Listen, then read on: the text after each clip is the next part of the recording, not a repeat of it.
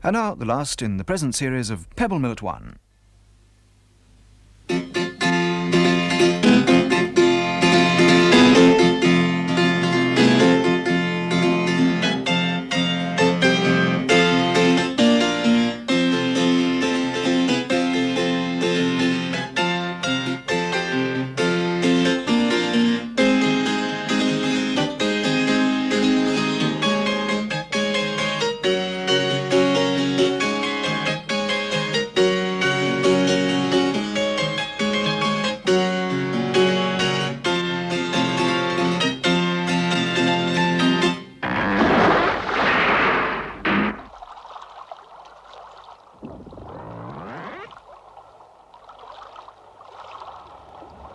Hi folks, welcome to Pebble Mill and a happy Derby Day to one and all. We were going to start today's show with Lord Longford and his yodeling whippets, but instead over to Bob Langley. Come on.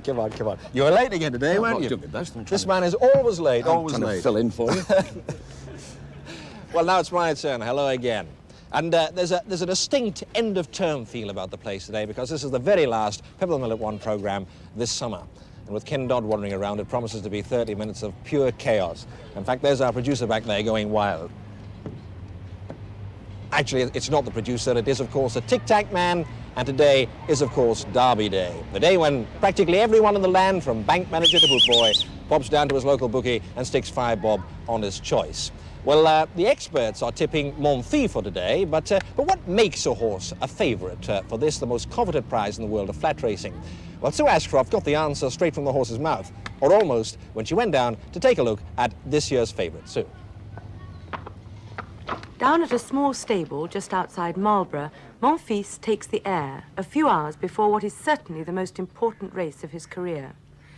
Monfils was a 50-to-1 outsider a month ago when it ran in the 2,000 guineas. It won that race so comfortably that in just 4 weeks, this 3-year-old became the 6-to-1 favourite for today's classic. It's doubtful whether many people will make a fortune if he wins today, like they did on the guineas. It's said that 17 people in Bristol, where the owner lives, picked up £3.5 million after the race. With this in mind, what kind of training did he get from his trainer, Richard Hannon, to bring him to his peak for Derby Day?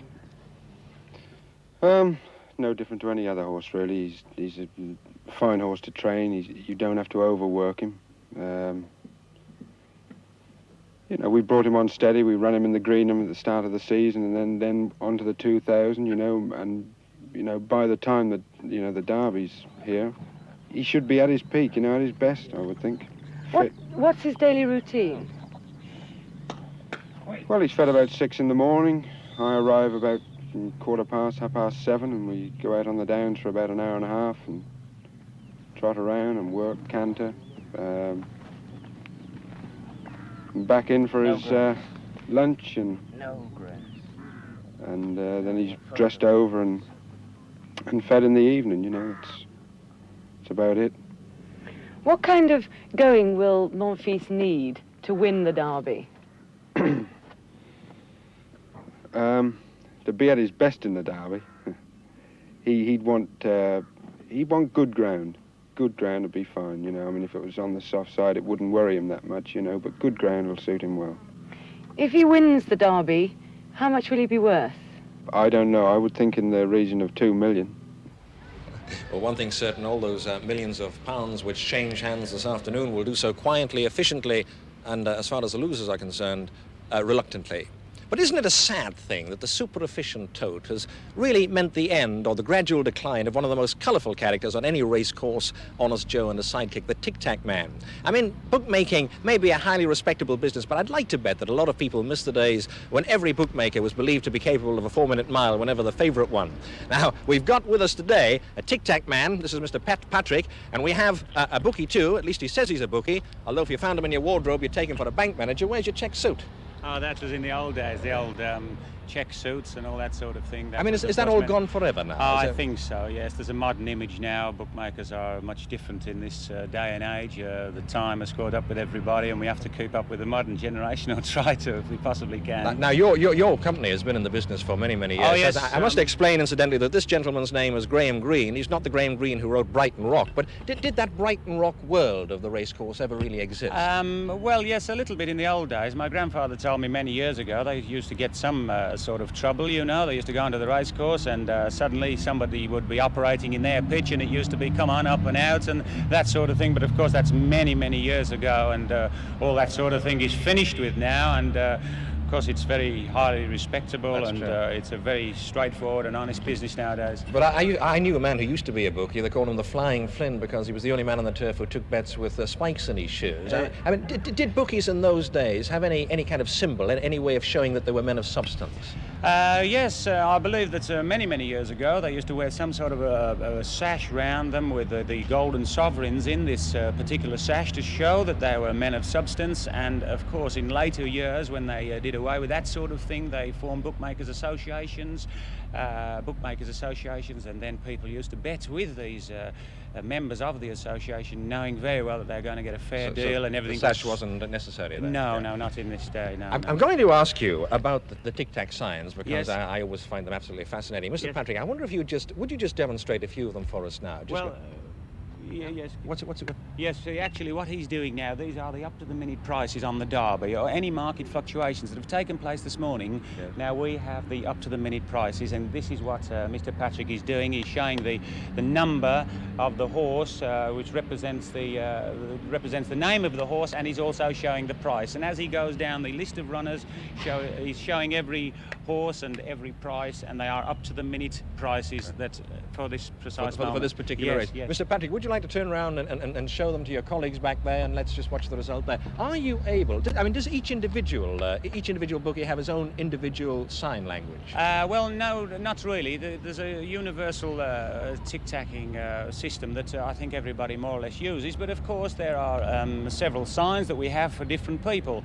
A few years ago there used to be a well-known Scotchman that used to bet on the rails, as we call it, out racing, and if he offered a bigger price than anybody else, or was doing something spectacular, we used to have this sign for this man. We used to do that, which meant bagpipes, which meant that he was the Scotchman, as we might say. Yeah. And for myself, I believe that they use a sign for me when the tic-tacs, if I'm doing anything, then they do that, which means the big fella, which is the sign that they use for me, and that's how it sort of works.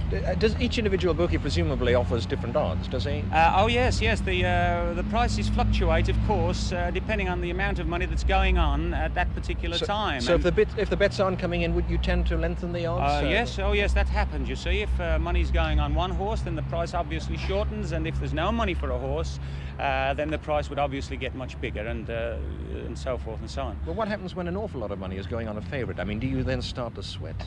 Well, no, not really. Obviously, the price shortens an awful lot, and you have to hedge some of the money. Of course, you don't sort of keep the lots, which would be absolutely impossible. But the old days of the bookie always wins is not exactly true. It's well, everybody always thinks the bookie always wins. Yes, but I think they can lose, and they can lose an awful lot of money. And no doubt on today's Derby, that if the wrong horse wins, the bookmakers will lose an awful lot of money. Okay, I can see you're having a terrible time to make ends meet there, Mr. Greene. Oh.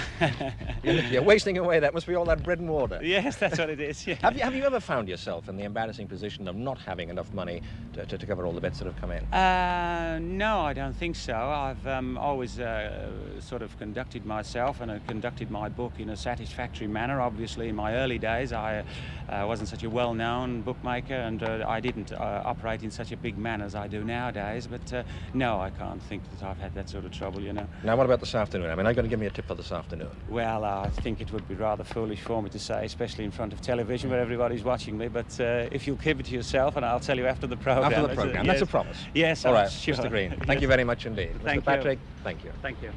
And since we're feeling in a rather nostalgic mood this afternoon, and why not, we've got the very first group who ever played on Pebble Mill at 1. That was last October, and here they are now for the final time until next October, Tommy Burton and a Sporting House Quartet.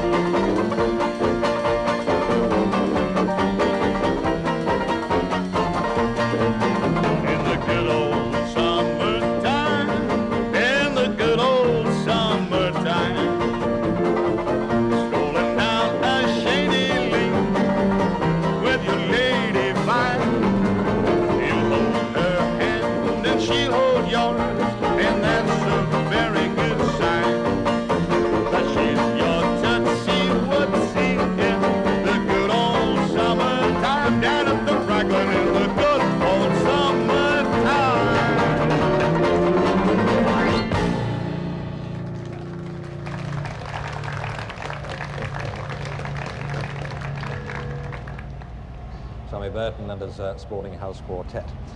We've tried from time to time over the past 8 months to give you an insight into some of the other programs on BBC television, particularly ones produced here at Pebble Mill.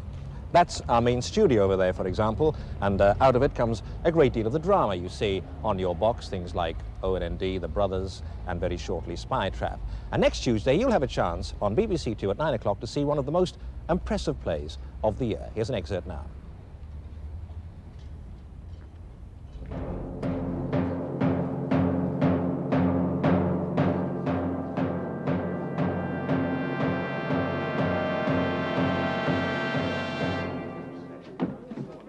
Go! Listen to me! Something terrible's happening in our village. 1 month ago, George Vickers died with black scabs on his face and chest. Oh, he died. Since then, 10 more people have died the same way. The last today. Are we blind, the children, or what? Well, what can we do? People are dying and nobody knows why. The rector told Mrs. Cooper it's a fever from Africa. Well, you can believe that if you like. I'll tell you what I think. Listen to the oracle! It's the plague! That was a scene from The Roses of Eyam, the true story of a Derbyshire village in which the inhabitants chose to die of the plague back in the 1600s. They decided to quarantine themselves to prevent the plague from spreading to other parts of the country. Now, one of the outstanding features of that production was the makeup, which transformed the villagers into plague victims. And the young lady who was responsible for that was Jan Nethercott, who's talking now to Marion Foster. Jan, when you're giving a project like this, where do you start first? Where do you get your information, for instance, to tell you what the plague looked like? Well, with this particular programme, it was a bit of a problem because, as you know, the plague isn't very common now, thank goodness. Yes. And I was really a bit stumped, but I did land up going to the London School of Hygiene and Tropical Diseases in London, and they were extremely helpful and gave me all sorts of reference books and things, which I spent hours reading. Must have been pretty gruesome looking through all these medical books. Certainly was, yes, very much so.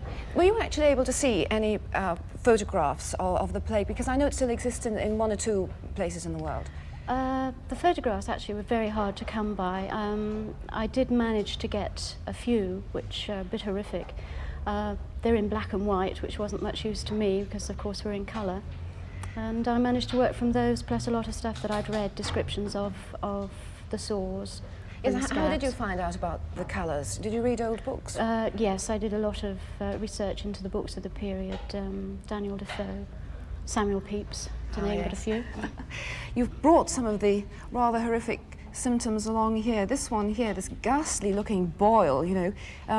Was this the first sign? It's one of the first signs, yes. The victims would produce these buboes under the armpits or on the neck or somewhere like that, and then they would burst into these rather nasty things that we have here. Yes, these are the scabs. You've sort of made one specially in stages to show us just how you started off, because it must have been rather difficult getting the right colours and the right texture. What's this base here? Well, this is just layer upon layer of a plastic substance. When we got it to a reasonable thickness, we then started building up with our other grottos. We found in the end... I recognise these. Yes, your breakfast dish. Touch of Rice Krispies and cornflakes, I think, here. That's right. Yes. And a little bit of tissue stuck in as well. And then we'd build up on the top of that and finally land up with this thing.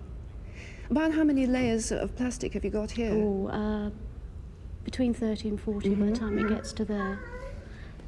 And then we land up, then we'd make this one up. And eventually that would be the one that would be stuck on the artist, poor souls. Yes, you've already added bits of paint, etc., sort of underneath some of the layers of plastic there, haven't you, to get the right sort of colours and things? Yes, it is, you know, it's much easier. It's very difficult to show you, but, you know, as you're working in layers, you can build up and build up and build up. Some of these scabs, I mean, they seem very large. Just how big were they? They were horrific. They could go... I've got a photograph of one man, and his complete back is a scab. It was quite nasty. And how many of these did you have to make? Must have been over 100, surely? Yes, if we said over 100, it wouldn't be an exaggeration by any means at all. And My ladies worked very, very hard indeed. I didn't make them all, I hasten to add. The girls must have experimented quite a lot before they got to this stage. Yes, we did. Let's move round, because now that we've seen how they build up, we've got a model here, Audrey, sitting here very patiently, looking as if she's suffering terribly. I don't like the look of this thing here.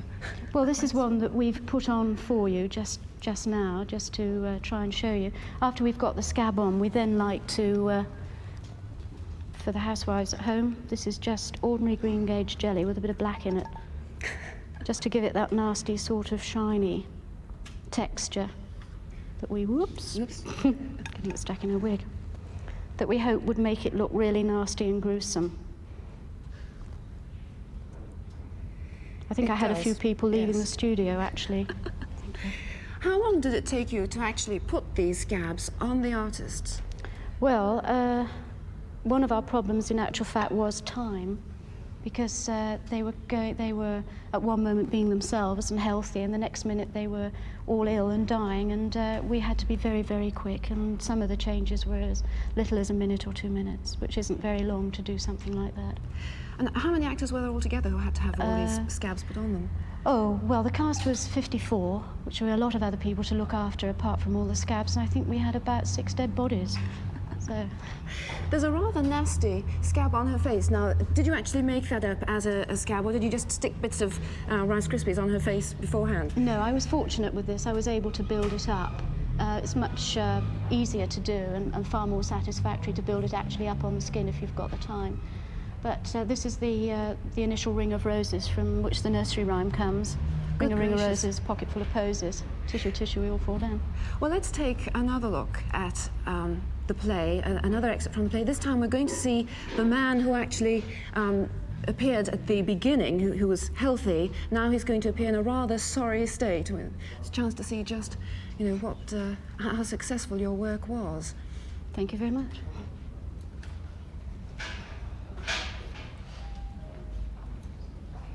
Yes, there he is, poor soul. Jan, you've obviously succeeded, thank you. Thank you. Well, it certainly hasn't been an uneventful 8 months, at least from our point of view. I think we can claim to have brought a little touch of colour to one of the more peaceful corners of Britain's second city.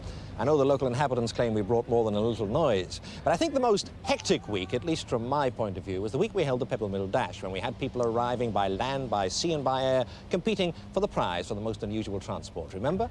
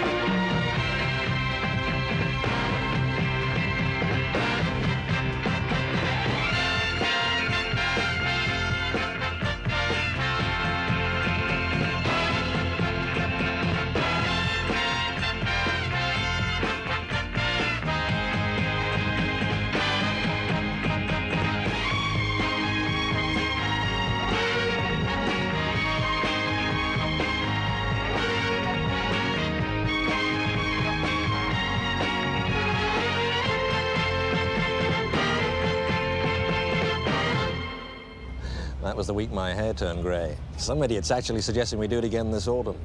Anyhow, I always have mixed feelings whenever I hear that our next guest is coming to Pebble Mill, but then a man who can sell Tom Coyne a pound of sausages for a fiver can't be all bad. Here he is, Ken Dodd.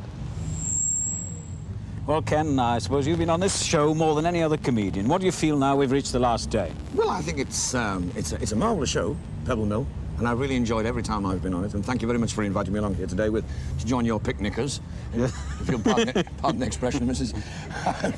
No, it's been lovely. I've enjoyed every time I've been on Pebble Mill, and it does give me a great pleasure, Mr. Tom Coyne. You didn't know anything about this. This is a surprise to you. But this show is so popular. You even have a little boy called Hayden who was talking to me last night. I'm at the Webbington Country Club in Somerset, near Western-super-Mare. And this little boy, Hayden, well, is that a friend of yours passing, by the way? His father was telling me. He's got a little son, 14 months old, at Webbington, and he loves Pebble Mill. He loves the signature tune. Bum, bum, bum, bum, bum, bum. And all the ladies who've written in over this year about you've now got a reputation of being cuddly Coyne. Cuddly Coyne, all these ladies have written to you, and they said that you're the best sport on television. And since today is Derby Day, and since we know that you follow the horses, we've decided to award you the Brushma Cup. We would like to. This is your award for being the most colourful. What do I do with that? Follow the horses. No, you work very hard, Tom. And I'm sure. You deserve a break. Yeah, thank you. Just above the left knee, I think.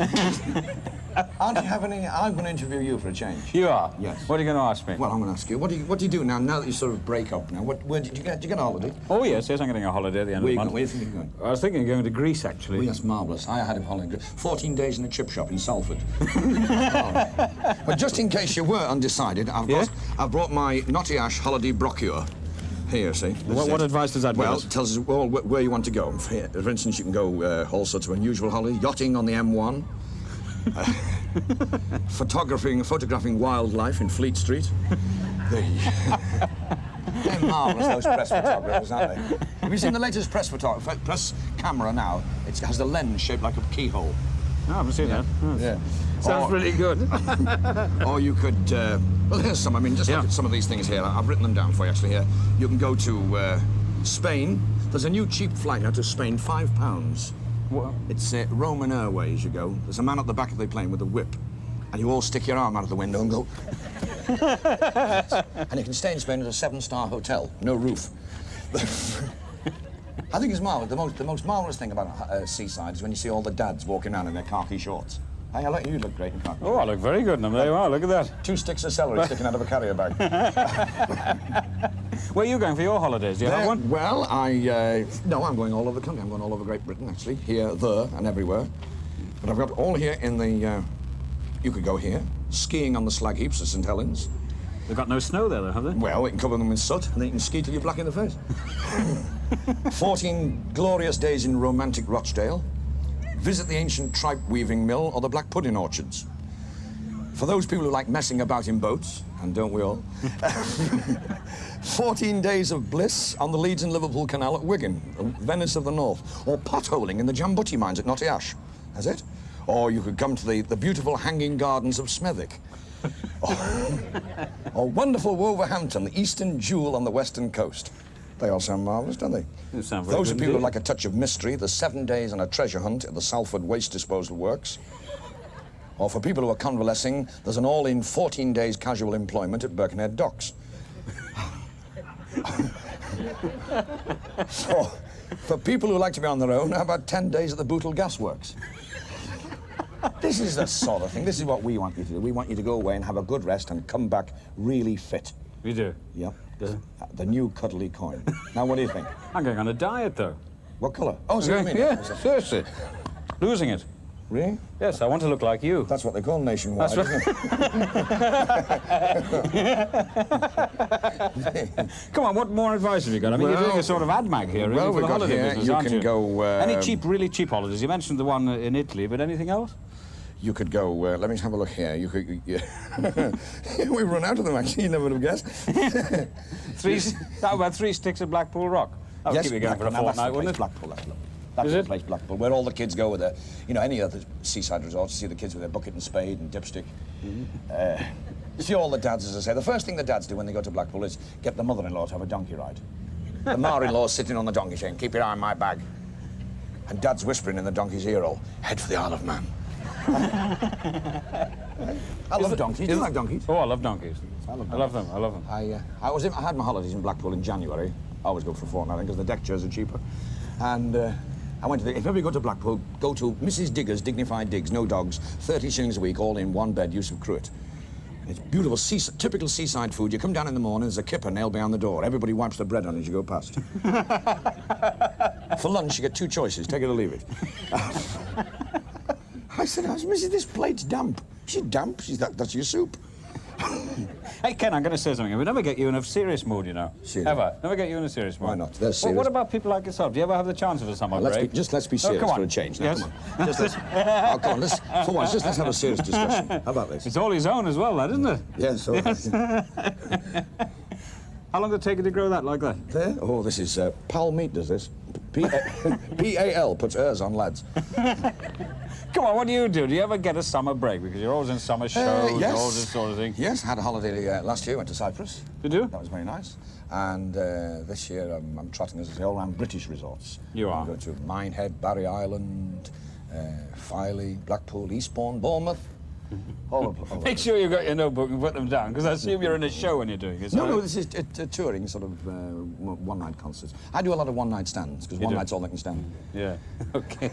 Well, talking about stands, that's doing very well. That's we'll leave it up there right. for the moment, and thanks for coming on again. Pleasure, young Tom. It's been nice listening to you. I was going to say talking to you. It's been nice listening to you. We look forward to the new enlarged Pebble Mill in the autumn, is that right? I believe so, yeah. Lovely, right. Yes, who's this chap? The lads are out. Anyhow, let's join Jack Scott now at the London Weather Studio. Jack. Hello there, Bob. Well, we couldn't really hope to be ending Pebble Mill at 1 at this particular series anyway on brighter weather. That is for most of us anyway, because up in the northwest of Scotland there we have an exception where it is fairly dull and there's a little bit of drizzle running up onto the hillsides of the Highlands from time to time, which makes me a bit sad because that's where I normally spend some of my holidays. The rest of the country, though, is going to have quite a bright afternoon, a good deal of sunshine in most places.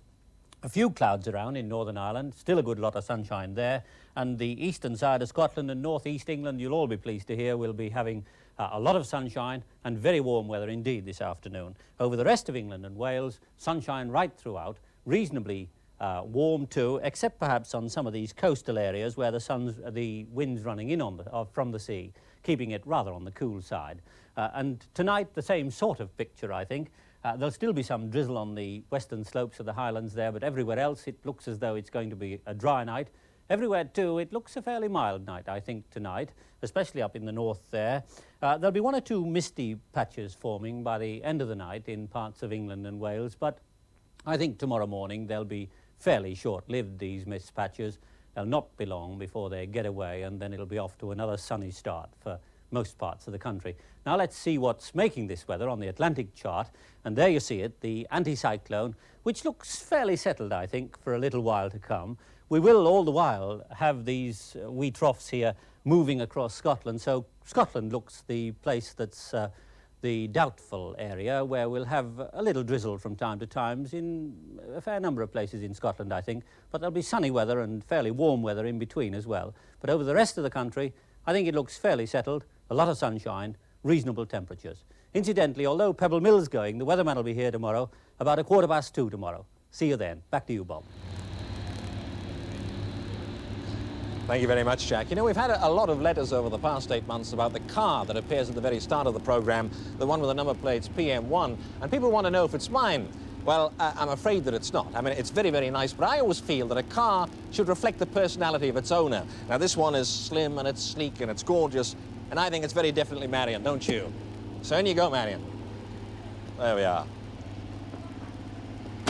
Now, this one isn't mine either, because it's a bit too big and it's a little bit too ostentatious for me. It's a big, powerful car, and I think it's Tom's, really, because Tom needs a powerful car for his weight. You know, if it was any smaller, it wouldn't move. So. And here, you'll need that now that the show's coming off. Very kind of yourself. There you go. Now, there's no doubt about it. Just take one look at this and you know, absolutely, one glance and you know, this is me. See what I mean? Anyhow, that's the very last programme this summer. We'll be back in the autumn, October the 1st. Don't forget, have a nice summer, and we'll see you in the fall. Cheerio.